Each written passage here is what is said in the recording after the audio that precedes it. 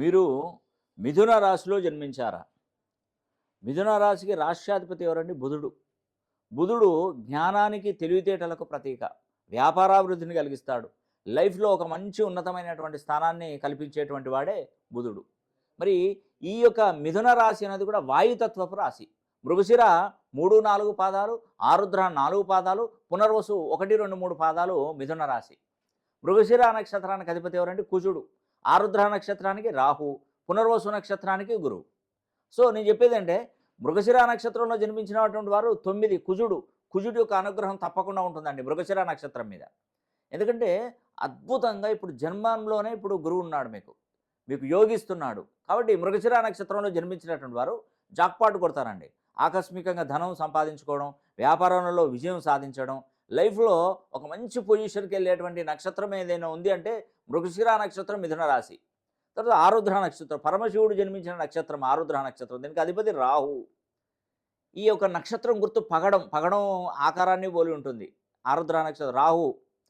కాబట్టి ఈ ఆరుద్ర నక్షత్రంలో పుట్టినటువంటి వారు ఖచ్చితంగా మరి జనవరి మనకు 10వ తారీఖున శని హోమం జరిపిస్తారు. ఆ శని హోమం తప్పకుండా జరిపించుకోండి. ఆరుద్ర నక్షత్రం చాలా చాలా మంచి వేలావిశేషం అండి. మళ్ళీ 30 సంవత్సరాల దాకా మనకి శని హోమం చేయించుకోవడానికి అవకాశం ఉండదు. తర్వాత పునర్వసు నక్షత్రం, మనకు దీనికి అధిపతి గురువు. పునర్వసు నక్షత్రానికి అధిపతి గురువు. గురుడు ఇప్పుడు మిథున రాశిలోనే ఉన్నాడు. ఎంత అదృష్టం చూడ. పునర్వసు నక్షత్రం అంటే చాలా పవర్ఫుల్.